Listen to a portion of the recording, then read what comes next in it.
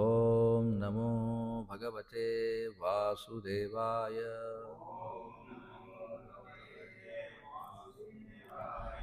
ఓం నమో భగవతే వాసుదేవాయ. ఓం నమో భగవతే వాసుదేవాయ.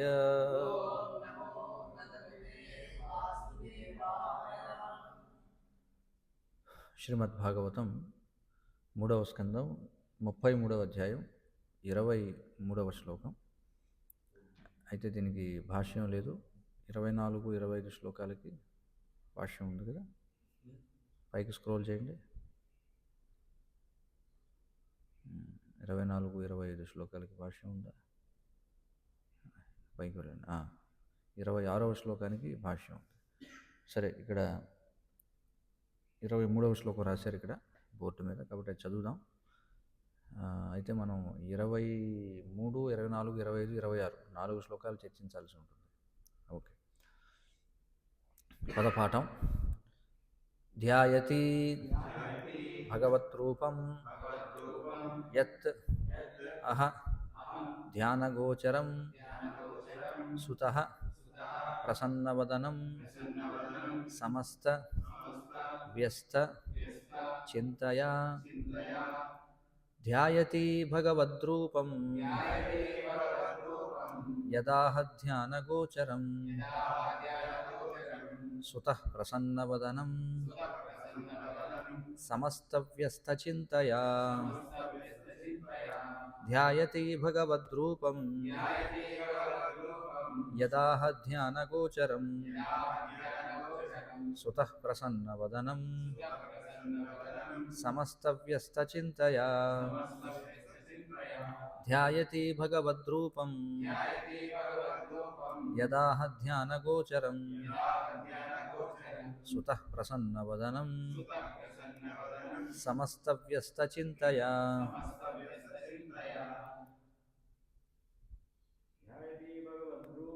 ధ్యాయతి భగవద్రూపం యదాహ ధ్యానగోచరం సుతః ప్రసన్నవదనం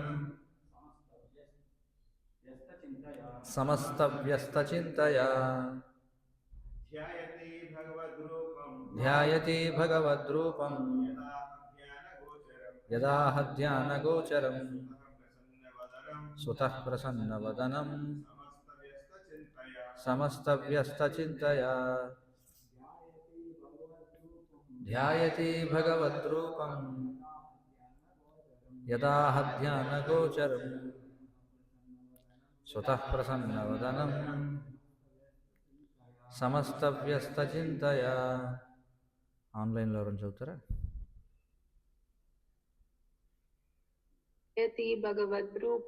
ధ్యాయతి భగవద్రూపం యదాహ ధ్యానగోచరం సుతః ప్రసన్నవదనం సమస్తవ్యస్తచింతయా. హరే కృష్ణ. ధ్యాయతి భగవద్రూపం యదాహ ధ్యానగోచరం సుతః ప్రసన్నవదనం సమస్తవ్యస్తచింతయా. ప్రతిపదార్థములు. ధ్యాయతి ధ్యానించను, భగవద్రూపం దేవదేవుని రూపమును, యత్ ఏదైతే, ఆహ అతడు ఉపదేశించెను, ధ్యానగోచరం ధ్యాన లక్ష్యము, సుతః తన తనయుడు, ప్రసన్నవదనం ప్రసన్నవదనుడగు, సమస్త వ్యస్త అంగములపై, చింతయ తన మనస్సుతో. అనువాదం మరియు భాష్యము. కృష్ణ కృపామూర్తి శ్రీ శ్రీమద్ అభయ చరణారవింద భక్తి వేదాంత స్వామి శ్రీల ప్రభుపద ఇస్కాన్ సంస్థాపకాచార్య. 23వ శ్లోకం అనువాదం.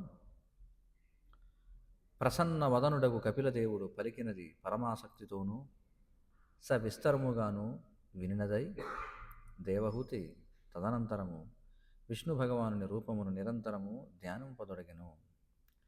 24-25 శ్లోకాలు. భక్తి ప్రవాహ యోగేన వైరాగ్యేణ బలీయస యుక్తానుష్ఠాన జాతేన జ్ఞానేన బ్రహ్మహేతున విశుద్ధేన తదాత్ చదివేటప్పుడు స్క్రోల్ చేయకండి దయచేసి. విశుద్ధేన తదాత్మానం ఆత్మనా విశ్వతో ముఖం స్వానుభూత్యాతిరోభూతం మాయా గుణ విశేషణం. అనువాదం: భక్తి యోగమునందు పూర్ణ శ్రద్ధతో నెలకొనినదై ఆమె ఆ రీతి ఉనర్చను. తీవ్ర వైరాగ్యము కలది కావున కేవలము దేహావసరములనే ఆమె స్వీకరించను. పరతత్వానుభూతి వలన ఆమె జ్ఞానమునందు స్థితిని పొందినదయ్యను. హృదయము పవిత్రమై ఆమె దేవదేవుని ధ్యానమునందే సంపూర్ణముగా లగ్నమయ్యను. ప్రకృతి గుణముల వలన కలిగిడి సర్వ సంశయములు అంతట నశించిపోయెను. తర్వాత 26వ శ్లోకం.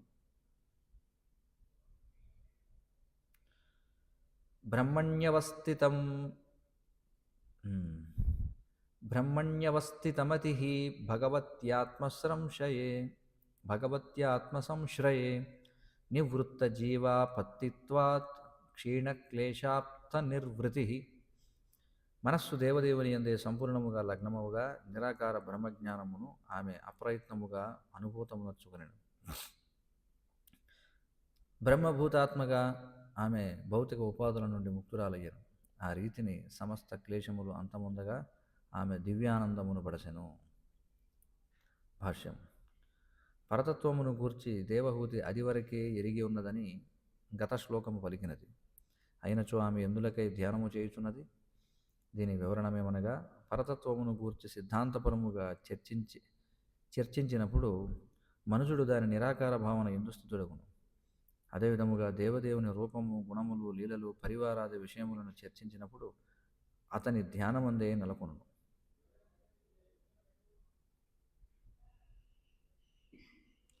భగవానుని గూర్చిన పూర్ణ జ్ఞానము ఉన్నప్పుడు నిరాకార బ్రహ్మ జ్ఞానము అప్రయత్నముగానే అనుభూతమగును.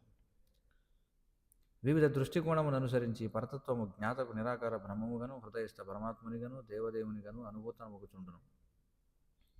అనగా ఎవరైనా దేవదేవుడకు శ్రీకృష్ణుని జ్ఞానమునందు స్థితుడై ఉన్నచో పరమాత్మ భావన మరియు నిరాకార బ్రహ్మ భావన యందు నిలిచినట్లే కాగలదు. భగవద్గీత యందు బ్రహ్మభూత ప్రసన్నాత్మ అని తెలుపబడినది. దాని భావమేమనగా, భవబంధము నుండి విడివడి బ్రహ్మమునందు స్థితుడు కానిదే భక్తి యోగావగాహన అనేది ప్రశ్నయే ఉదయించదు.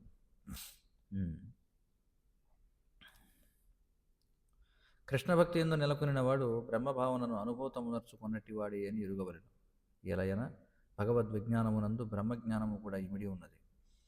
ఈ విషయము భగవద్గీత యందు బ్రహ్మణో హి ప్రతిష్టాహం అని ధృవపరపబడినది. అనగా భగవతత్వము బ్రహ్మముపై ఆధారపడి లేదు. పరమ మంగళకరుడకు భగవానుని ఆశ్రయించిన వాడు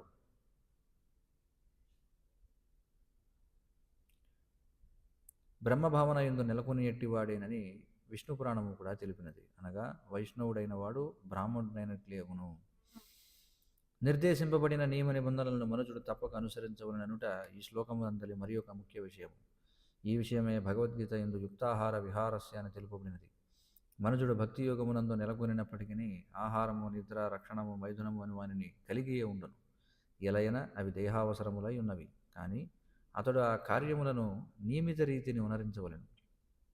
అతడు కృష్ణ ప్రసాదమని భుజించవలెను. నియమానుసారమే నిద్రించవలెను. నిద్రను తగ్గించుట, దేహపోషణకు అవసరమైనంత దానిని గ్రహించుచు ఆహారమును తగ్గించుట అతని నియమము కావలెను. ఒక్క ముక్కలో చెప్పవలెనన్నచో ఆధ్యాత్మిక ఉన్నతి లక్ష్యముగా కానీ ఇంద్రియ భోగము కాదు. అదేవిధముగా మైథున సుఖమును కూడా తగ్గించవలెను. మైథున కార్యము భక్తిమయ సంతానమును పొందుటకు మాత్రమే కావలెను. లేనిచో దాని అవసరము లేదు. అనగా ఏదియును నిషేధింపబడలేదు. ఉన్నత ప్రయోజనమును మనస్సునందుంచుకుని ప్రతిదియు యుక్తము కావింపబడినది. ఈ జీవన నియమములను అనుసరించుట ద్వారా మనుషుడు పవిత్రుడు కాగలడు. అజ్ఞాన జనితమగు అపోహలన్నీయును అంతరించిపోగలవు. భవబంధ కారణములు పూర్తిగా నశించునని ఇచ్చట విశేషముగా పేర్కొనబడినది. అనర్థ నివృత్తి అనేది పదము దేహము అవాంఛితమైనదని సూచించును. మనము ఆత్మస్వరూపులము. భౌతిక దేహము యొక్క అవసరము మనకేనాడునూ లేదు. కానీ భౌతిక దేహమున భోగింపగూరితము కనుక భగవానుని నిర్దేశమున ప్రకృతి ద్వారా ఈ దేహము మనకు లభించినది. భగవానుని సేవాస్థితి యందు తిరిగి నెలకొనినంతనే దేహావసరములను మరచుటను ఆరంభిందుము. తుదకు దేహమునే మరిచిపోదుము. స్వప్నమందు మనము ఒక రకమగు దేహమును పొంది దానితో పనిచేయుచుందము. ఆకాశమున ఎగురుచున్నట్లో, లేదా అడవిలోనికి పోయినట్లో, లేదా ఏదో అపరిచిత ప్రదేశమునకు ఎగినట్లో మనము కలగందుము. కానీ మేల్కాంచినంతనే ఆ దేహములను మనము మరిచిపోదుము. అదేవిధముగా మనుజుడు కృష్ణ భక్తి భావితుడైనప్పుడు తన దేహ మార్పులన్నింటినీ మరచును. తల్లి గర్భము నుండి జన్మించినది మొదలుగా మనము సర్వదా దేహములను మార్చుచున్నాము. కానీ కృష్ణ భక్తి మన యందు జాగృతమైనప్పుడు ఆ దేహములనన్నింటినీ మనము మరుతుము. ఆత్మను ఆధ్యాత్మిక జీవనమును నెలకొల్పుటయే ప్రధాన అవసరము కనుక దేహావసరములు గౌణములగును. భక్తియుత సేవాకర్మలే మనము ఆధ్యాత్మికత యందు స్థితిని పొందుటకు కారణం. భగవత్యాత్మశ్రంశ్రయే సంశ్రయే అను పదము పరమాత్ముని రూపమున సర్వాత్మునిగా భగవానుని సూచించును. భగవద్గీత ఎందు శ్రీకృష్ణ భగవానుడు బీజమ్మాం సర్వభూతానాం సమస్త జీవులకు నేనే బీజమునని పలికినాడు. కనుక భక్తి యోగము ద్వారా ఆ పరమ పురుషునే ఆశ్రయించినప్పుడు మనుజుడు భగవద్భావన యందు పూర్ణముగా నెలకొనిన వాడును. కపిల భగవానుడు వివరించినట్లుగా భగవద్భావన యందు పూర్ణముగా నెలకొనినవాడు భగవద్గుణములను శ్రవణము చేసినంత మాత్రముననే శీఘ్రమే భగవత్ ప్రేమతో నిండిపోవును.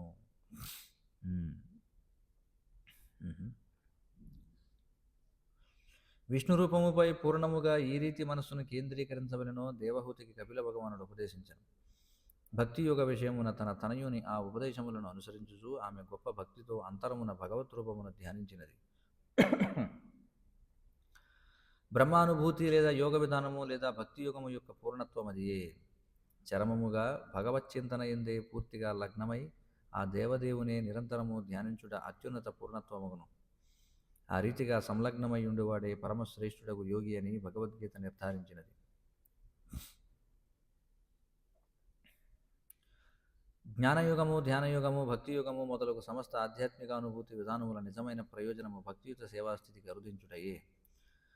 ఒకవేళ మనుషుడు పరతత్వజ్ఞానమును లేదా పరమాత్మ జ్ఞానమును బడయుటకే యత్నించుచు భక్తియుత సేవను చేపట్టనిచో ఆ యత్నమంతియో వృధాశ్రమయే కాగలదు.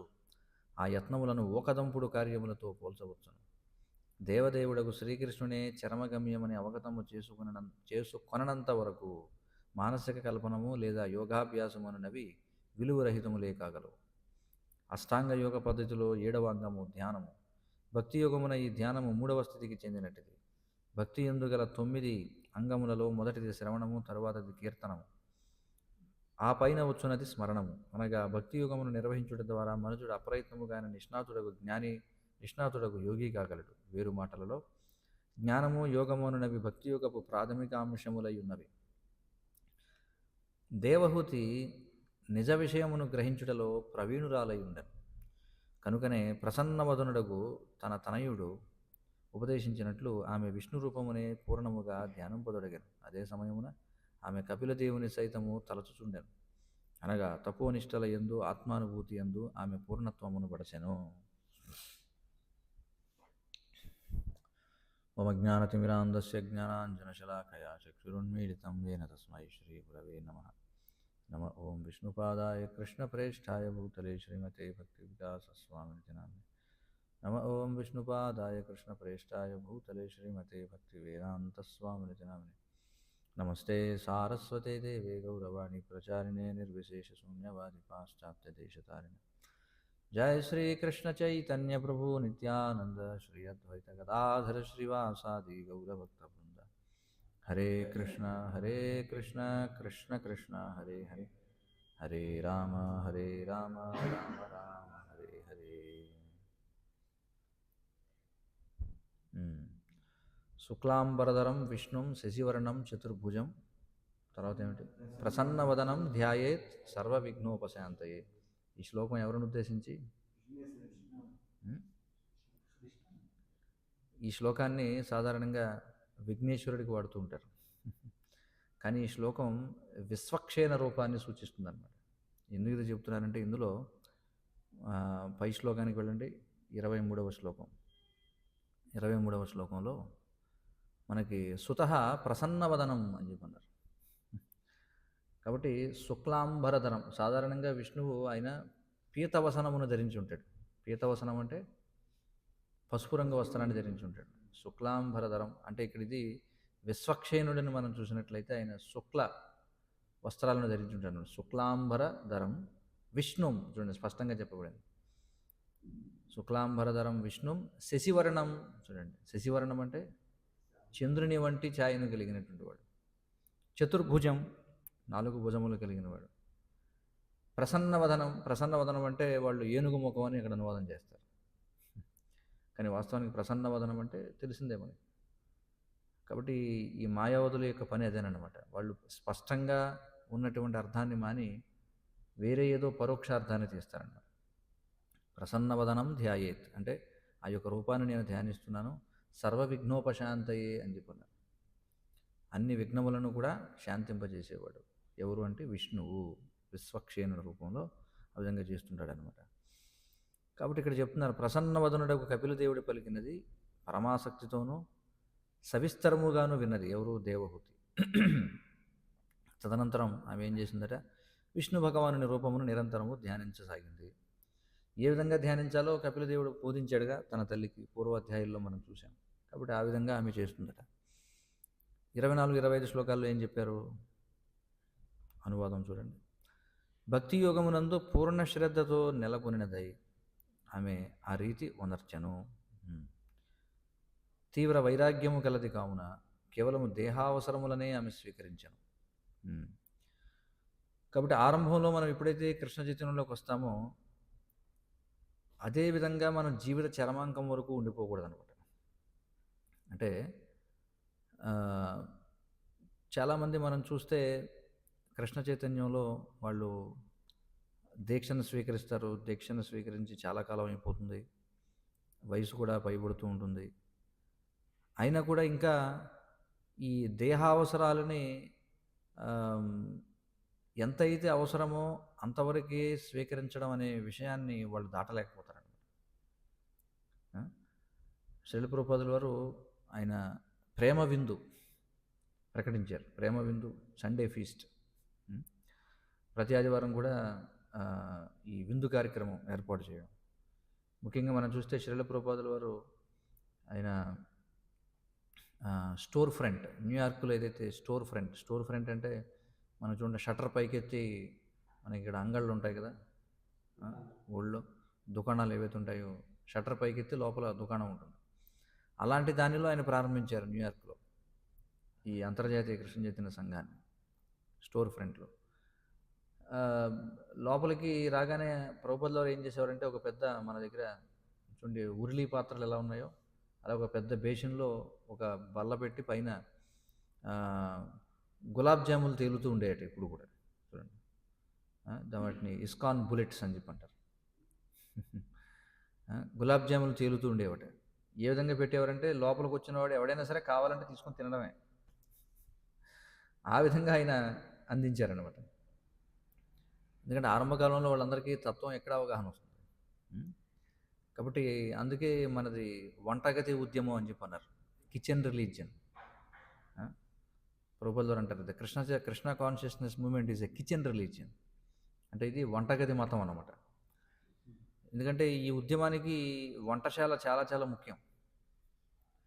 ఎందుకంటే మరి అందరూ కూడా అన్నమయ చేతనంలో ఉంటాం కాబట్టి, ప్రారంభంలో శరీర చేతనంలో ఉంటాం కాబట్టి, అందుకే ప్రసాదాన్ని, అందుకే కొత్తగా వచ్చిన వాళ్ళందరికీ ప్రసాదం ఎక్కువగా స్వీకరించమని చెప్తాం. స్వీకరించండి, ప్రసాదం స్వీకరించండి, బయట వాళ్ళకి ముఖ్యంగా. అయితే బ్రహ్మచర్యాశ్రమంలో ఉండే వాళ్ళకి కొన్ని నియమాలు ఉంటాయి. ప్రతిరోజు కూడా మధుర పదార్థాలు తినడం అవన్నీ నిషేధం. అంటే కొద్ది మాత్రంలో స్వీకరించవచ్చు. కానీ ప్రభుపాదుల వారి విధానం ఏమిటంటే వారానికి ఒకసారి ప్రేమ విందు అందరికీ కూడా. ప్రభుపాదుల వారు చెప్తారు, our movement is about fasting and feasting. మన ఉద్యమం అంతా కూడా ఉపవాసం చేయడం, విందు చేయడం. సో కాబట్టి ప్రారంభంలో అందరినీ కూడా ప్రోత్సహిస్తాం. ముఖ్యంగా ఎవరైనా ఒకవేళ మధుర పదార్థాలు తినాలనే కోరిక ఉన్నవాళ్ళు ఈ డిసెంబర్, జనవరి నెలలు చాలా అనుకూలమైనవి అన్నమాట.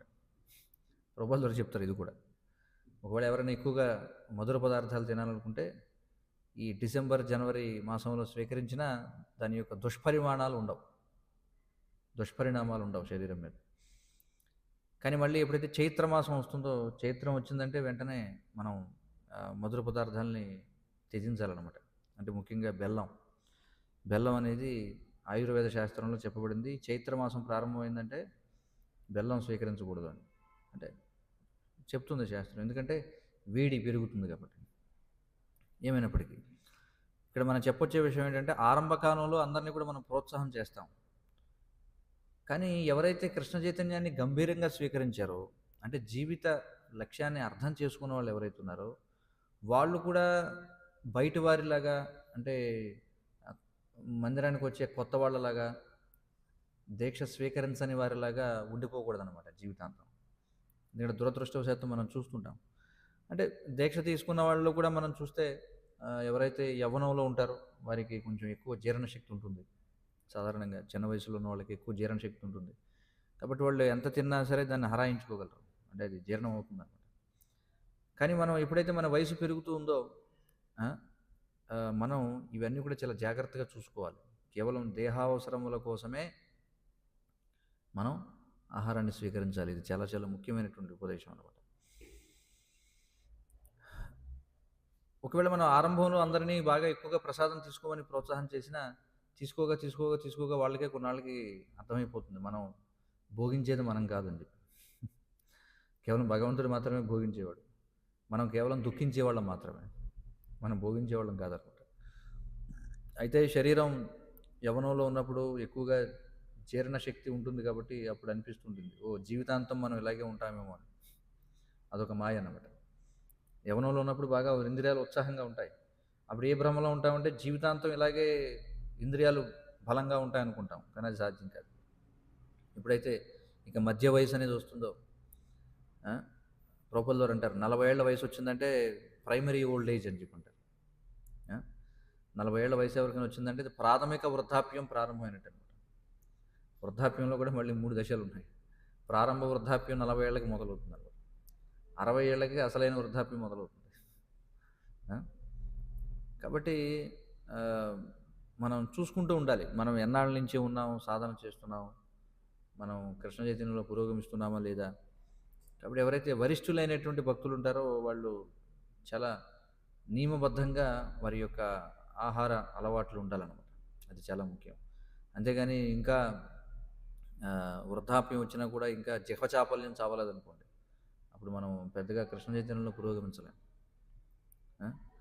చాలామంది చూస్తుంటాం, చాలా పెద్ద వయసు వాళ్ళు కూడా మనం ఇస్కాన్లో ముఖ్యంగా ఇంకా ఐస్ క్రీములు తినేవాళ్ళు, లేకపోతే ఐస్ క్రీమ్ అనేది అసలు నివేదన చేయదగినది కాదు కృష్ణుడికి, కానీ పాశ్చాత్య దేశాల్లో వాళ్ళు తింటుంటారు. లేకపోతే కొంతమంది చాక్లెట్లు తింటుంటారు, లేకపోతే ఇలా అనేక రకాలన్నమాట. లేదా కొంతమంది బయట టీ కాఫీ తాగడం అలవాటు. ఇస్కాన్లోకి వచ్చాక ఆ రుచిని మర్చిపోలేరన్నమాట. ఇస్కాన్లో కూడా మనకి కొన్ని రకాల కాఫీలు అందుబాటులో ఉంటాయి. ఏం చేస్తారంటే, అంటే ఇప్పుడు నేను ఆ రెసిపీ మీకు చెప్పాలో లేదో తెలీదు, వద్దులేండి. కానీ ఎక్కడికి వెళ్ళినా సరే ఆ కాఫీ రుచి వచ్చే విధంగా కొన్ని రకాల పొడి తయారు చేసి, ఎందుకంటే మరి బయట వాళ్ళకంటే భక్తులు చాలా చాలా తెలివైన వాళ్ళు కదా మరి. బయట వాళ్ళు ఇంద్రియభోగం చేయాలనుకునే దానికంటే భక్తుడు ఒకవేళ ఇంద్రియభోగం చేయాలనుకుంటే భగవంతుడు కూడా ఆ విధంగా బుద్ధినిస్తాడు. కాబట్టి అదే రుచిని ఏ విధంగా అంటే పూర్వం చేపలు తినే అలవాటు ఉందనుకోండి ఎవరికైనా భక్తిలో రాకముందు, అదే రుచి వచ్చే విధంగా ఎలా మసాలాలు కలపాలి. లేదా పూర్వం ఎవరికైనా మాంసం తినే అలవాటు ఉందనుకోండి, అదే రుచి వచ్చేలా ఎలా కలపాలి మసాలా. లేదా కాఫీ తాగే అలవాటు ఉందనుకోండి, అదే రుచి వచ్చేలా ఎలా చేయాలి. నిష్ణాతులు అన్నమాట భక్తులు ఇందులో చాలా.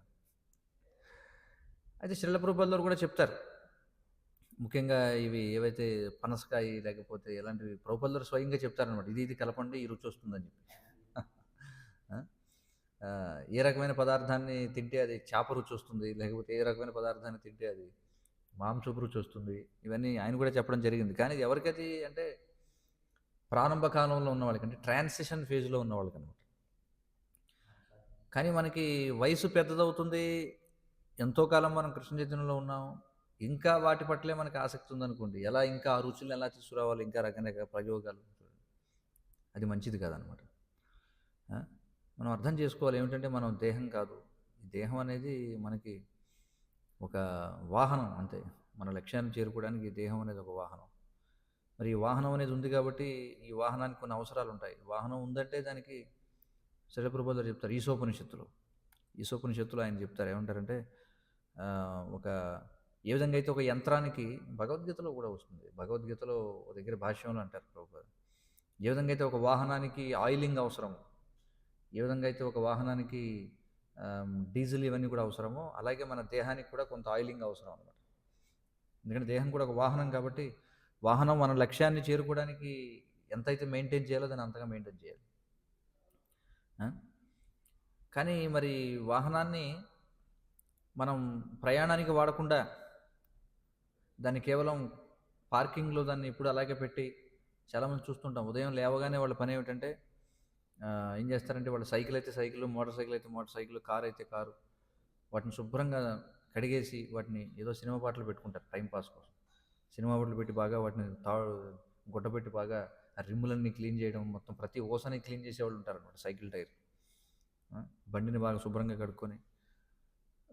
కడుగుతారు, దాన్ని చక్కగా అలా వాడుకుంటారు, మళ్ళీ మెయింటైన్ చేస్తారు. కొంతమంది దాంతో అటు ఇటు తిరగడం ఉండదు, ఊరికే వాహనాన్ని కప్పి పెట్టుకుంటారు, ఊరికే తుడిచిపెట్టుకుంటారు అనమాట అంతే. దానివల్ల ఏం ప్రయోజనం ఉంటుంది చెప్పండి?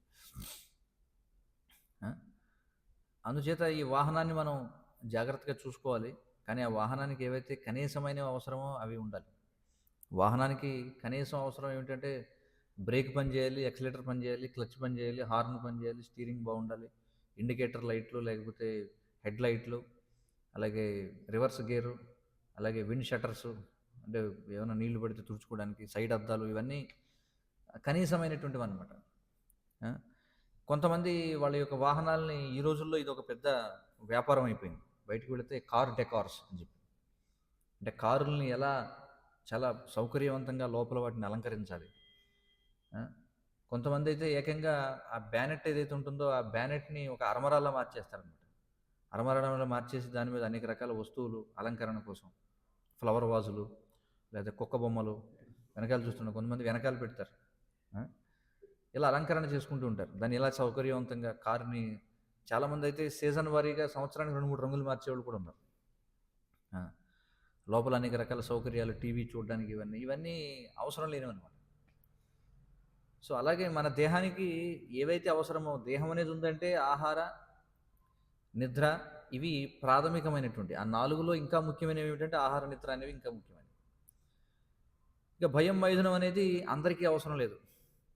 అంటే వైరాగులైనటువంటి వాళ్ళు ఎవరైతే ఉంటారో, ఎవరైతే బ్రహ్మచర్య, వానప్రస్థ, సన్యాసాశ్రమాల్లో ఉన్నవారికి భయం, మైథునం అనే వాటి యొక్క అవసరం లేదు. భయం అంటే ఇక్కడ శరీరాన్ని రక్షించుకోవడం అని. మిగతా వాళ్ళు కూడా శరీరాన్ని రక్షించుకుంటారు, కానీ దాని గురించి ఎక్కువ శరీర చేతనంలో ఉండడం అనేది ఉండదన్నమాట. ఇవి మౌలికమైనటువంటి అవసరాలు. ఇక్కడ ప్రభుపాదుల వారు చెప్తున్నారు, ఈ ఆహారం ఎంతవరకు ఆహారం తీసుకోవాలి? సరే, ఆరంభంలో ఉన్న వాళ్ళంటే వాళ్ళని ఆకర్షించడానికి మనం ప్రోత్సాహం చేస్తాం. కానీ ఒకసారి కృష్ణ చైతన్యం యొక్క గాంభీర్యం అర్థమైన తర్వాత కేవలం ఏవైతే మనకి అవసరమో సాత్వికమైనటువంటి ఆహారాలు, అది కూడా మన వైదికమైనటువంటి వంటలన్నీ కూడా సాత్వికమైనటువంటివి అన్నమాట. సాత్వికమైనటువంటి ఆహారాలకు మాత్రమే పరిమితం కావాలి. అది కూడా ఎంతైతే అవసరమో అంతవరకే మనం దాన్ని స్వీకరించాలి. ఎప్పుడైతే మనం సాత్వికమైనటువంటి ఆహారాన్ని తీసుకుంటామో, నిన్న ప్రభు చెప్తున్నారు ఏమిటది, ఆహార శుద్ధే సత్వశుద్ధి అని చెప్పి, అంతే కదా. మనం తీసుకునేటువంటి ఆహారాన్ని బట్టే మన యొక్క చైతన్యం అనేది ఉంటుంది. అందుకే రాజసిక, తామసికమైనటువంటి పదార్థాలను విడిచిపెట్టాలి. అయితే ఇక్కడ ఇంకొక కోవ ఉంది. సాధారణంగా తామసిక పదార్థాలు అంటే ఏమిటి? మాంసాహారం, చేపలు లేదా కుళ్ళినవి, ఇవన్నీ కూడా అందులోకి వెళతాయి. రాజసికమైనటువంటి అతిగా కారంగా ఉండేవి, ఇవన్నీ కృష్ణుడు చెప్తున్నాడు కదా మనకి భగవద్గీతలో. ఇదొక వర్గం. అయితే ప్రసాదంలో కూడా మళ్ళీ సాత్విక ప్రసాదం, రాజసిక ప్రసాదం, తామసిక ప్రసాదం ఉంటుంది. ఏ విధంగా అయితే భక్తుల్లో సాత్విక భక్తులు, రాజసిక భక్తులు, తామసిక భక్తులు, అంటే మనం చేసేటువంటి భక్తి కూడా సాత్విక, రాజసిక, తామసిక ఉంటుందో, మనం తీసుకునేటువంటి ప్రసాదం కూడా సాత్విక, రాజసిక, తామసిక ప్రసాదాలు ఉంటాయి. కాబట్టి ఒక భక్తుడు ఏ విధమైనటువంటి ప్రసాదాన్ని ఇష్టపడుతున్నాడనే దాన్ని బట్టి వాడి చైతన్యం ఎలా ఉంటుందో కూడా మనం చెప్పవచ్చు. ఒకవేళ ఎవరన్నా ఒక భక్తుడు ఎక్కువగా బాగా మసాలాలు, గరం మసాలాలు ఇవి వేసి మంచి ఏమంటారు బిర్యానీ రైసులు, లేకపోతే ఆ రైసులు, ఈ రైసులు, దానికి ఎక్కువ ఇష్టపడుతున్నాడంటే మనం దాన్ని వాడి స్వభావాన్ని అర్థం చేసుకోవచ్చు, వీడు బాగా రజోగుణంలో ఉన్నాడని. అది ప్రసాదం అయి ఉండొచ్చు అది. లేదా కొద్దిమంది తాజాగా ఉన్నాయి తినడానికి మానేసి బాగా చల్లబడిపోయిన తర్వాత కృష్ణుడు భగవద్గీత పూతం పర్యూషితం చజత్ అని చెప్పంటాడు. యాతయామం గతరసం. యాతయామం, యామము అంటే ఎంత, యామము అంటే ఎంత అనేది మనకి భగవద్గీతలో యామం అని కృష్ణుడు వాడతాడు. ఆ పదానికి అర్థం మనకి 3వ స్కందంలో భాగవతంలో కపిలదేవుడు చెప్తాడు. కాల వివరణ వచ్చినప్పుడు యామము అంటే 3 గంటలు అని చెప్పి. నేను ముందు చదివినప్పుడు ఇక్కడ యాతయామం గతరసం, ఇక్కడ ప్రభుపాదుల వారు ఉండి 3 గంటలు అయిన తర్వాత అంటే ఎక్కడుంది దీనికి ప్రమాణం, అంటే 3 గంటలు అని అన్నారు. సరే ఎక్కడో వస్తుందేమోలే అనుకున్నాను. కానీ భాగవతం అక్కడ చదివినప్పుడు అక్కడ ఉంది, అందులో యామము అంటే 3 గంటలు. కాబట్టి చల్లబడిపోయినటువంటివి లేదా మత్తు కలిగించేటువంటివి చూడండి. ఉదాహరణకి మధుర పదార్థాలు ఉన్నాయనుకోండి. మధుర పదార్థాలు ఏం చేస్తాయంటే వాటిని ఎంతగా నిలువ చేస్తామో అవి అంతగా మత్తునిస్తాయన్నమాట. కొన్ని రకాల పానకాలు లేకపోతే ఇలాంటివి ఉన్నాయనుకోండి. ఇవాళ చేసిన పానకం రేపు తాగామనుకోండి, అందులో ఉన్న చక్కెర ఏమవుతుంది, కొంచెం కుళ్ళి దానికి సారా వంటి మత్తునిస్తుంది అనమాట. సో ఆ విధంగా నిలువ చేసినటువంటివి అవి పచ్చళ్ళు కావచ్చు, ఊరగాయలు కావచ్చు, లేదా నిలువ చేసినటువంటి మధుర పదార్థాలు కావచ్చు. అంటే అందులో కూడా మళ్ళీ తేడాలు ఉన్నాయి. కొన్ని మధుర పదార్థాలు వాటిని నిలువ చేసి తీసుకోవాల్సినవి కొన్ని ఉంటాయి. ఉదాహరణకి మన భగవంతుడికి బాలభోగం తయారు చేస్తాం. అదేం చేయాలి, ఆ పాయసాన్ని ముందు రోజు చేసి అది తర్వాత రోజు ఉదయం స్వీకరించాలి. ఇలాంటివి కొన్ని ఉంటాయి. కానీ సాధారణంగా మనం చెప్పుకునేవి ఆ విధంగా నిలువ అయినటువంటివి ఎక్కువగా తినడానికి అలవాటు పడ్డాం అనుకోండి. లేదా ఇప్పుడు చూడండి స్నాక్స్. స్నాక్స్ అంటే చిరుతిళ్ళు అని చెప్పి అంటారు. ఏదైనా సరే అంటే నిలవ ఉండేటువంటివి, వేయించినవి, ఫ్రై ఐటమ్స్ ఉంటాయి. జంతికలని అవన్నీ ఇవన్నీ రకరకాలు, కారపూస అని జనానికి ఉంటాయి. అలాగే ఏవైతే నిలువ పెట్టినటువంటి ఊరగాయలు లేకపోతే నిలువ పెట్టినటువంటి మధుర పదార్థాలు అవి ఎంతగా అయితే నిలవ అవుతావో అంతగా అవి మనకి తమో గుణాన్ని పెంపొందిస్తాయి. అందుకే ప్రతిదీ కూడా మితంగా మనం స్వీకరించవచ్చు. ఇది ఎవరి గురించి మనం చెప్పేదంటే ఎవరైతే దీక్ష స్వీకరించి ఎంతో కాలం పాటు సాధన చేస్తున్న వాళ్ళు ఎవరైతే ఉన్నారో వాళ్ళు ఈ విచక్షణ అంతా కూడా కలిగి ఉండాలన్నమాట.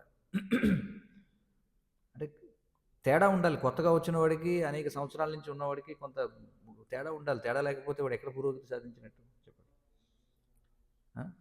కాబట్టి ఈ విచక్షణ అనేది చాలా చాలా ముఖ్యం. అందుకే మనం ఎలాంటి ఆహారాన్ని స్వీకరిస్తున్నాం. ప్రారంభంలో మనం అందరినీ ప్రోత్సహిస్తాం, తీసుకోండి పర్వాలేదు, ప్రసాదమే కదా, ఏదైనా తీసుకోండి.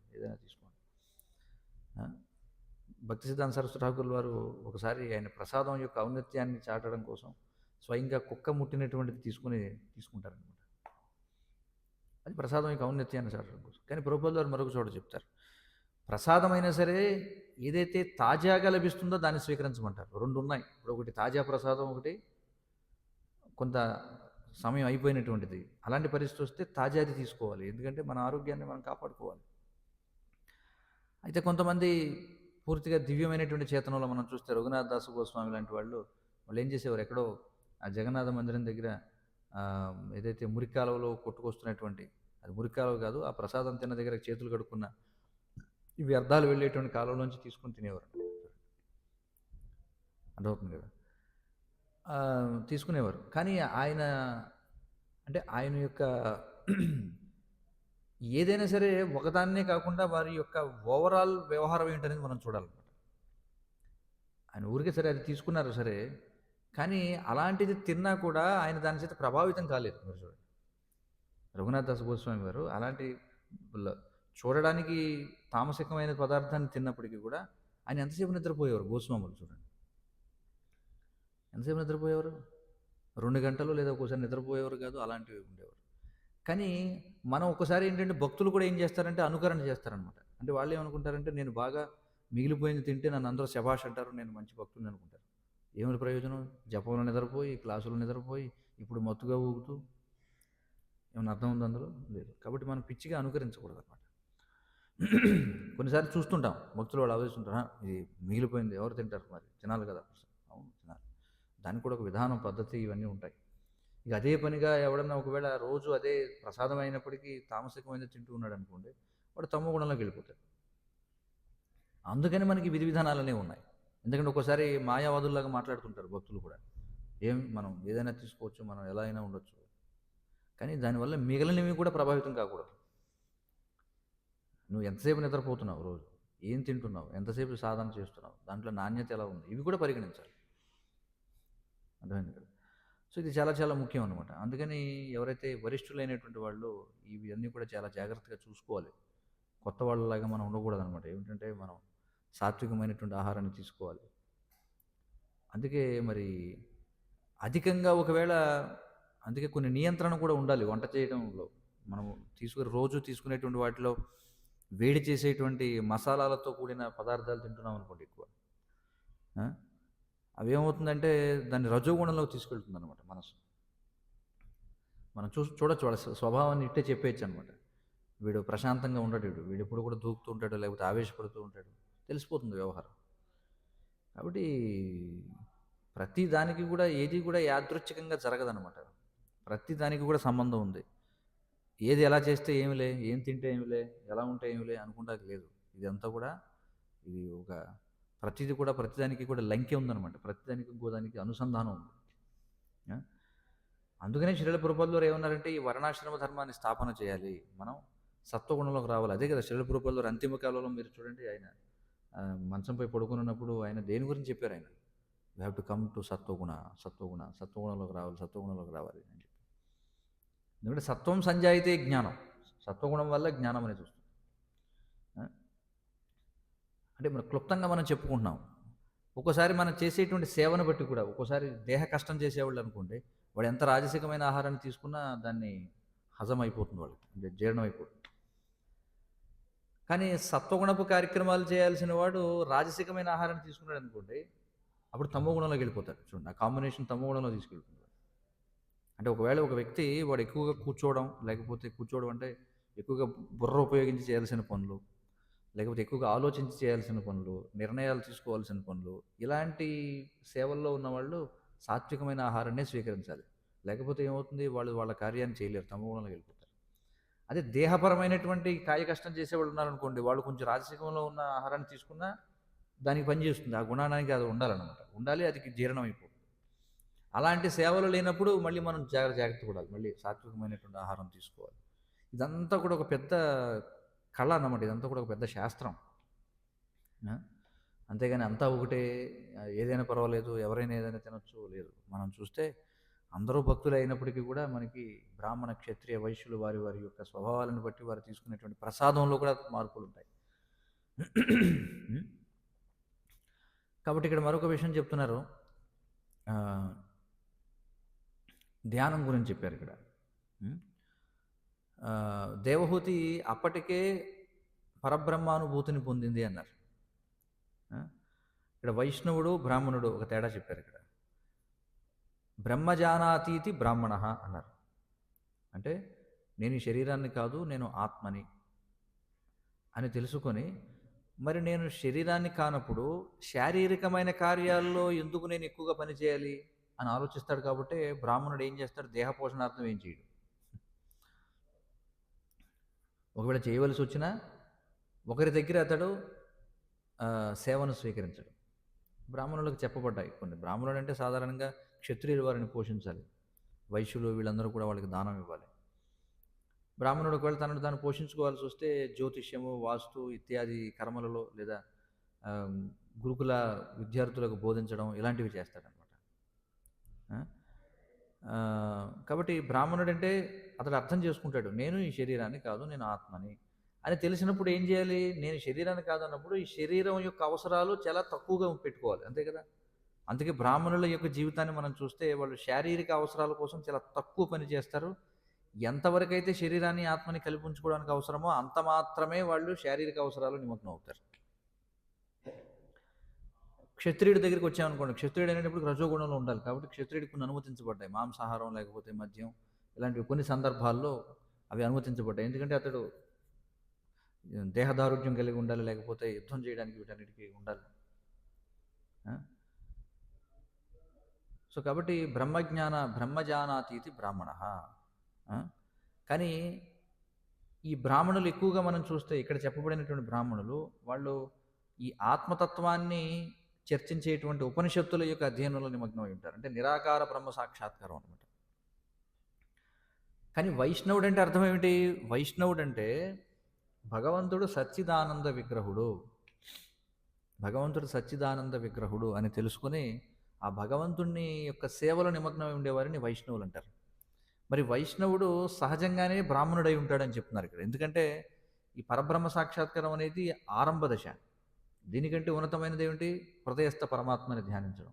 దానికంటే ఉన్నతమైనది భగవత్ సాక్షాత్కారం. కాబట్టి ఎవరైతే భగవత్ సేవలో నిమగ్నమై ఉన్నారో అంటే వాళ్ళు అష్టాంగ యోగం చేసిన ఫలితాన్ని, జ్ఞానయోగంలో వచ్చేటటువంటి ఫలితాన్ని, కర్మయోగ ఫలితాన్ని కూడా పొందుతారని అర్థం. అందుకే ఇది అత్యున్నతమైనటువంటి దశ.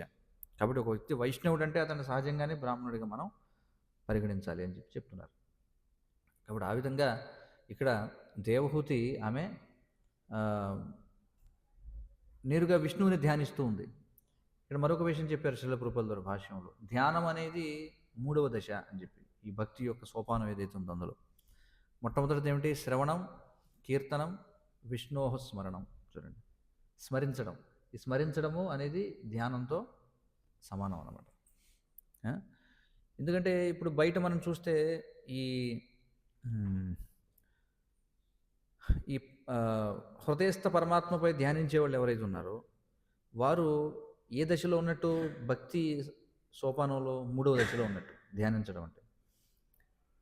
కానీ కేవలం భగవంతునిపై తదేకంగా చూస్తూ కూర్చోవడం కాదు కదా. ఇప్పుడు ఒక వ్యక్తి ఇప్పుడు చూడండి, చూస్తూ ఏమంటా, చూస్తూ కూర్చుంటావంటే పని చేయకుండా అంటారు కదా. ఒకవేళ ఎవరైనా వచ్చి, నేను ఇప్పుడు ఎవరైనా ఇక్కడికి వస్తారు మన మందిరానికి, చాలామంది వచ్చి వాళ్ళు ఇలా కూర్చొని ఏదో ధ్యానం చేస్తూ ఉంటారు. కొంతమంది వచ్చి ఇక్కడ వైబ్రేషన్స్ చాలా బాగున్నాయండి, ఇక్కడ బాగుంది, కాసేపు మేము ధ్యానం చేసుకుంటా ఉంటారు. ఇప్పుడు భక్తులు ఏమంటారంటే, సరేనండి ఇక్కడ మేము మంత్ర మెడిటేషన్ నేర్పిస్తాం, మీకు నేర్చుకోండి అని చెప్పి. అంటే ఆ ధ్యానం కంటే ఉన్నతమైనది ఏమిటంటే భగవంతుడి యొక్క సేవ.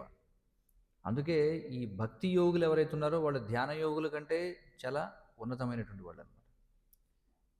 అంటే ఇది ఏం లేదు, ధ్యానం అంటే ఒక విధంగా చెప్పాలంటే చూస్తూ కూర్చోవడం అనమాట. చూస్తూ ఆ విధంగా భగవంతుడి యొక్క దివ్యమంగళ విగ్రహాన్ని ఆస్వాదిస్తూ ఉండడం. కానీ ఓకే, అది మంచిదే. కానీ దానికంటే ఇంకా ఉన్నతమైనది ఏమిటి? ఏదో ఒకటి చెయ్యి భగవంతుడి కోసం. అందుకే తర్వాత మనకి ఏమన్నాయి? శ్రవణ, కీర్తన, స్మరణ, వందన, పాదసేవన, దాస్యం, పూజనం, సఖీజనం, ఆత్మనివేదనం అని చెప్పున్నారు. ఇవన్నీ కూడా ఉన్నాయి. కాబట్టి ఎవరైతే భక్తుడైనటువంటి వాడు ఉంటాడో అతడు సహజంగానే అతనికి మనకి భగవద్గీత 8వ అధ్యాయం చివరి శ్లోకం చదవండి. 8వ అధ్యాయం చివరి శ్లోకం. అందులో కృష్ణుడు చెప్తాడు. భగవద్గీత ఉందా ఇక్కడ? చదవండి. అంటే ఎవరైతే ఈ భక్తి మార్గంలో ఉంటారో వాళ్ళకి జ్ఞాన, ధ్యాన, కర్మ ఇత్యాది ఫలితాలు రాకుండా పోవు అంటాడు. ఆ శ్లోకం ఏమిటది? చదవండి ఒకసారి. వేదేషు యజ్ఞేషు తపస్సు చైవ దానేషు యత్ పుణ్య ఫలం ప్రదిష్టం అచ్చేతి తత్సర్వమిదం విదిత్వా యోగి పరం స్థానము పైతి చాద్యం. అది కాబట్టి యోగి అంటే ఇక్కడ ఎవరి గురించి చెప్తున్నారు? భక్తి యోగి యొక్క ఉన్నతమైన స్థానాన్ని చెప్తున్నారు. అనువాదం చదవండి మీ దగ్గర గ్రంథం ఉంటే. వేదాధ్యయనము వలనను, తీవ్ర తపస్సులతో కూడిన యజ్ఞాచరణము వలనను, దానము వలనను, భక్తియుక్త సేవా మార్గమును చేపట్టు మానవునికి ఆధ్యాత్మికములు మరియు కామ్యకర్మలను అనుసరించుట వలనను కలుగు ఫలితములు లభింపకపోవు. కేవలము భక్తియుక్త సేవనాచరించుట ద్వారా అతడు వీటినన్నింటినీ పొందుటయే గాక అంత్యమున శాశ్వతమైన దివ్యధామమును సైతము చేరగలడు. అది విశేషం. హరే కృష్ణ, ధన్యవాదాలు. కాబట్టి ఇక్కడ మనం చూడొచ్చు, చెప్తున్నాడు కృష్ణుడు, ఎవరైతే భగవంతుని సేవలో ఉన్నవాడు ఎవరంటే భక్తి యోగి కదా. భక్తి యోగి 6వ అధ్యాయం చివరిలో కృష్ణుడు ఏం చెప్తున్నాడు? యోగినామపి సర్వేషాం మద్గతైన అంతరాత్మన శ్రద్ధావాన్ భజితే యోమాం సమే యుక్తతమో మతః అని చెప్పుకుంటున్నాడు. కాబట్టి అత్యున్నతమైనటువంటి యోగి ఎవరు? అర్జున, నువ్వేం దిగులు చెందకు. అర్జునుడు వెంటనే డిమోటివేట్ అయిపోయాడు అనమాట ఈ ధ్యానయోగం గురించి చెప్పిన తర్వాత. ఈ విధంగా చేయాలి, నువ్వు బ్రహ్మచర్యం పాటించాలి, నిటారుగా కూర్చోవాలి, ముక్కు కొన మీద దృష్టి పెట్టాలి, అతి ఎత్తుగాను అతి పల్లంగాను లేకుండా ఉండాలి, ఇది చేయాలి అది చేయాలంటే అర్జునుడు, అమ్మో నా వల్ల అవుతావన్నీ. చంచలం హి మనః కృష్ణ ప్రమాది బలవద్ధృడం తస్యాహం నిగ్రహం మన్యే వాయురపు చతుష్కర. చూడండి, వెంటనే అర్జునుడు కొంచెం ఆత్మన్యూనత భావానికి గురయ్యాడు అనమాట. అందుకే ప్రశ్న వేస్తాడు. సరే నువ్వు చెప్పింది బాగానే ఉంది, నువ్వు చెప్పిన మార్గంలో పూర్తిగా, ఎందుకంటే అతనికి అర్థమైపోయింది. అప్పటికే అతను కూడా చరిత్రలు వినుంటాడు, విశ్వామిత్రుడి గురించి, ఇలాంటి వాళ్ళ గురించి, సౌభరి గురించి ఆయన వినుంటాడా ఏమిటి, వినే ఉంటాడు. కాబట్టి మరి మధ్యలో పోతే ఏమిటి పరిస్థితి, నువ్వు చేయమన్నావు బాగానే ఉంది, అన్నీ వదిలేసి ధ్యానం చేస్తూ కూర్చున్నాను. కానీ ఎందుకంటే అతనికి అర్థమైంది ఈ మార్గం అంత చాలా కష్టమైందని. అందుకే అడుగుతాడు, అయతిహి శ్రద్ధయోపేతో చిన్నాభ్రమయో నశ్యత, అంటే గాలి చేత చెదరగొట్టబడిన మేఘంలాగా నశించడా అని అడిగితే అప్పుడు కృష్ణుడు చెప్తాడు, శుచీనాం శ్రీమతాం గేహే, ఇవన్నీ కూడా వస్తాయన్నమాట. అవన్నీ చెప్పుకుంటే వెళ్ళాక చివరికి ఏమంటాడు, నాయన అర్జున నువ్వేం కంగారు పడకు, నువ్వు యోగివి, ఉన్నతమైనటువంటి యోగివి. ఎందుకని అత్యున్నతమైన యోగి ఎవరు, ఎల్లప్పుడూ కూడా నా యందే తమ యొక్క చిత్తమును కలిగి నా కోసమే పనిచేసేటువంటి వాడు. యోగినామపి సర్వేష మద్గతేన అంతరాత్మ, అంతరంలో ఇప్పుడు కూడా నా గురించి ఆలోచిస్తూ ఉండేవాడు. శ్రద్ధావాన్ యో భజతే మాం, నాకు సేవ చేస్తూ ఉంటాడు. సమేయుక్తతమో మత, అతడు అత్యున్నతమైనటువంటి వాడు అని చెప్పాడు. అదే విషయం మనకి అందుకే 8వ అధ్యాయం చివరిలో దాన్ని ముగిస్తున్నాడు అనమాట. అందుకే అర్జున నువ్వేం దిగులు చెందకు, భక్తి యోగము చేపట్టిన వాడు ఏ విధంగానూ నష్టపోడు. అతడికి కామ్యకర్మలు చేయడం వల్ల, అలాగే జ్ఞాన మార్గాన్ని పట్టుకోవడం వల్ల, అష్టాంగ మార్గం వల్ల, తపస్సులు చేయడం వల్ల, వేదాధ్యయనం చేయడం వల్ల, దానం ఇవ్వడం వల్ల రావాల్సినటువంటి ఫలాలన్నీ కూడా ఖచ్చితంగా వస్తాయి అని చెప్పుకుంటున్నాను. అందుచేత ఇక్కడ మనం చూస్తే దేవహూతి ఆమె అత్యున్నతమైనటువంటి స్థితిలో ఉందన్నమాట. అందుకే బ్రహ్మజానాతీతి బ్రాహ్మణ వేదపాఠాత్ భవేద్ విప్రః. దానికి ముందు ఏంటి శ్లోకం, జన్మనాజాయితే సూత్ర సంస్కారాత్ భవేద్ ద్విజ. జన్మనాజాయితే సూత్ర అంటే ప్రతి ఒక్కడు కూడా జన్మతః సూత్రుడే. సంస్కారాత్ భవేద్ ద్విజ, సంస్కరింపబడడం వల్ల అతడు ద్విజుడవుతాడు. బ్రహ్మజానాతీతి బ్రాహ్మణ, బ్రహ్మజ్ఞానాన్ని పొందడం వల్ల బ్రాహ్మణుడు అవుతాడు. వేదపాఠాత్ భవేత్ విప్రః, ఎప్పుడైతే వేదాధ్యయనం చేస్తాడో అప్పుడు విప్రుడు అవుతాడు. ఎప్పుడైతే విష్ణువుకి శరణాగతి పొందుతాడో అప్పుడు వైష్ణవుడు అవుతాడు. అది అత్యున్నతమైనటువంటిది. కాబట్టి ఇక్కడ దేవహూతి ఆ విధంగా ఆమె ఈ విషయాలన్నింటిలో కూడా చాలా చక్కగా కపిలదేవుడు చెప్పినటువంటి విధానాన్ని అనుసరిస్తూ ఆమె పూర్తిగా, ఎందుకంటే చూడండి చివరికి మన దేహం ఎప్పుడైతే ఇంకా పని చేయని స్థితికి వస్తుందో, వృద్ధాప్యంలోకి వెళ్ళిన తర్వాత ఎక్కువగా మనం చేయగలిగింది శ్రవణం కీర్తనం. ఆ శ్రవణ కీర్తనలు కూడా చేయలేని పరిస్థితుల్లో మనం చేయగలిగింది స్మరణం ఒకటే. అదే కదా కృష్ణుడు కూడా చెప్తున్నాడు, అంత్యకాలేచ మామేవ స్మరణ్ముక్త్వా కలేవరం అని చెప్పున్నాడు. అంటే అంతిమంగా మనం ఈ ధ్యాన స్థితికి చేరుకోవాల్సిందే. ఎందుకంటే అంత్యకాలంలో మనం ఏం చేయలేము. ఎందుకంటే కులశేఖరాల్లో వారు అదే కదా ఆయన అంటున్నాడు, ప్రాణప్రయాణ సమయే కపవాత పిత్తవు కంఠావరోధన విధవు స్మరణం కుతస్తే అని చెప్పన్నాడు. మరి శరీరాన్ని విడిచిపెట్టేటువంటి సమయంలో మరి కపవాత పిత్తముల చేత ఏమవుతుంది, నా శరీరం పీడింపబడుతుంది. కాబట్టి అప్పుడు నేను నిన్ను స్మరించగలను లేదో స్వామి, ఇప్పుడు నేను ఆరోగ్యవంతంగా ఉన్నాను కాబట్టి నన్ను ఉద్ధరించు. మరి ఆ విధంగా మనం చేయగలిగిందల్లా ఏమిటంటే మరణ సమయంలో స్మరించడం మాత్రమే. కానీ ఆ స్మరణ కూడా మన చేతిలో ఉండదు. అందుకే ఆరోగ్యవంతంగా ఉన్నప్పుడు, దేహము చక్కగా ఉన్నప్పుడు, ఆరోగ్యవంతంగా ఉన్నప్పుడు ఎవరైతే విష్ణువుని స్మరిస్తారో, మన దేహం పనిచేయని స్థితిలో, మనం విష్ణువుని స్మరించలేని స్థితిలో ఉన్నప్పుడు విష్ణు మనల్ని స్మరిస్తాడు. ఎప్పుడైతే విష్ణు మనల్ని స్మరిస్తాడో అప్పుడు మనం విష్ణువుని స్మరించగలం. అర్థమవుతుంది కదా. కాబట్టి అందుకే మనం ఇప్పుడు ఆరోగ్యవంతంగా ఉన్నాం, మనం యవనంలో ఉన్నాం, లేకపోతే మనకి దేహంలో శక్తి ఉంది, మనం ఏం చేయాలి, మనస కర్మణ వాచ పూర్తిగా భగవత్ సేవలో నిమగ్నం అవ్వాలి. ఆ విధంగా మనం ఎప్పుడైతే చేయాలి, ఎందుకంటే మరణ సమయంలో అసలు అసాధ్యం అన్నమాట భగవంతుని స్మరించడం సాధారణ పరిస్థితుల్లో. ఎలా ఉంటుంది, ఆత్మని శరీరం నుంచి బయటికి లాగుతుంటే 60,000 తేళ్లు కొట్టిన బాధ కలుగుతుంది చూడండి. అలాంటి సమయంలో మనం భగవంతుని గుర్తు చేసుకోగలుగుతామా చెప్పండి.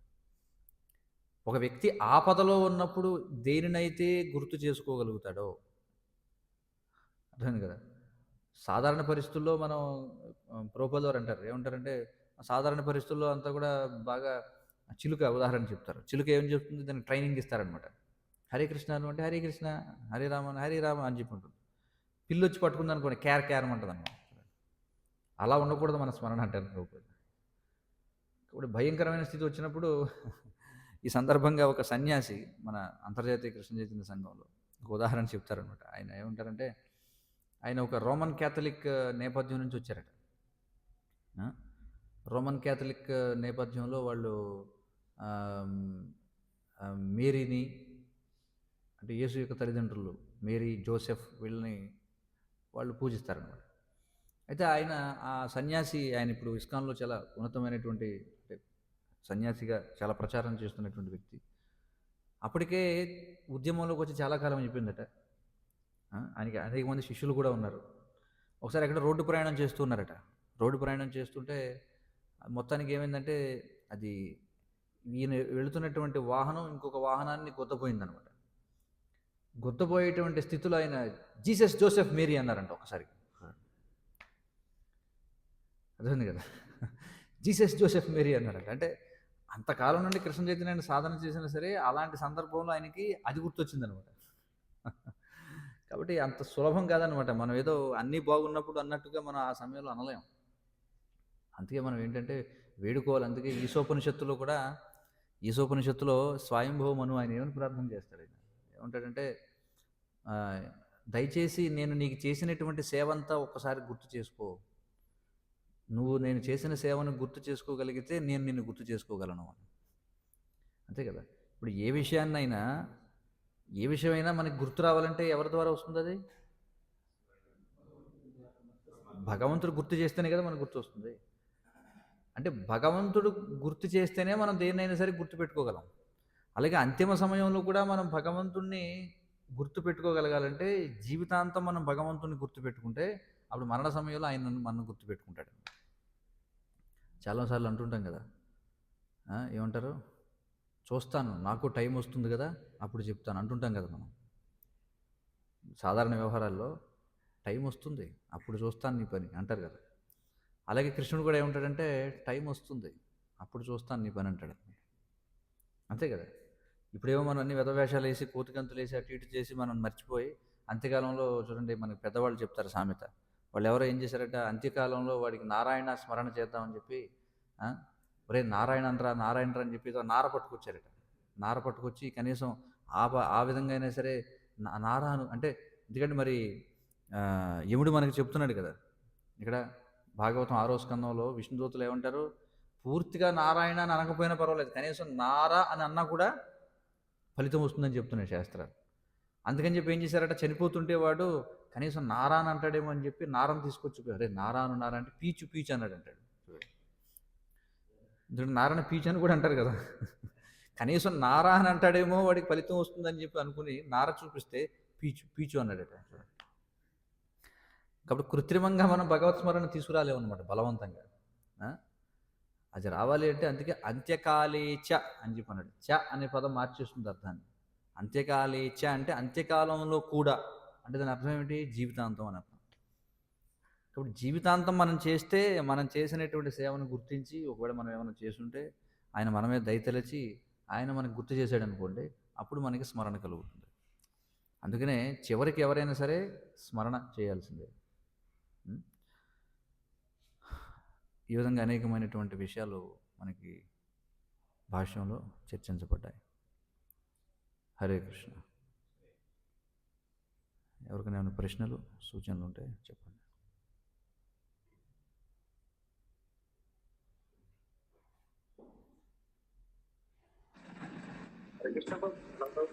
హరే కృష్ణ చెప్పండి. క్షత్రియులకు మాంసం అదే మత్స్యపాండాలు మాంసం స్వీకరించచ్చు అనేది కొంచెం క్షత్రియులకు మద్యము మాంసము కొన్ని సందర్భాలలో వాళ్ళకి అనుమతించబడతాయి. అంటే అది కూడా ఏ విధంగా అంటే యజ్ఞములో బలిగా అర్పించబడినటువంటివి ఏవైతే ఉంటాయో వాటి మాంసాన్ని వాళ్ళు స్వీకరించవచ్చు. అలాగే ఈ మద్యం అనేది కూడా వాళ్ళకి అనుమతించబడుతుంది కొన్ని నియమాలకు లోబడి. ఏమైనప్పటికీ ప్రస్తుత యుగంలో ఎవరో క్షత్రియులు లేరు కాబట్టి దాని గురించి మనం అంత లోతుగా చర్చించాల్సిన విషయం లేదు. కొన్నిసార్లు చూస్తుంటాం, కొంతమంది ఏమంటారంటే చాలామంది వస్తుంటారు, మీరు మాంసం ఎందుకు తింటారంటే నేను క్షత్రియుడండి, క్షత్రియులుగా మాకు జన్మ హక్కు, మేము మాంసం తినడం. క్షత్రియులకి మాంసం తినడం జన్మ హక్కుగా చెప్పబడాల. క్షత్రియుడు అంటే క్షతైతి త్రాయతే, తన ప్రాణాలను అర్పించి సమాజంలో ఉన్న వాళ్ళని రక్షించాలి. ఆ విషయానికి వచ్చేటప్పటికి పిరికి పంద, కానీ మాంసం తినేటప్పటికి మాత్రం క్షత్రియుడిని. ఆ విధంగా ఉండకూడదు అనమాట. హరే కృష్ణ. హరే కృష్ణ. ఇంకెవరికైనా ఏమైనా ప్రశ్నలు ఉన్నాయా? లేదంటే ఇంతలో ముగిద్దాం. ఓకే. గ్రంథరాజ్ శ్రీమద్ భాగవతం కీ జయ. జగద్గురు శ్రీల ప్రభుపాద్ కీ జయ. వాంఛాకల్పతరుభ్యశ్చ కృపా సింధుభ్యో పతితానాం పావనేభ్యో వైష్ణవేభ్యో నమో నమః.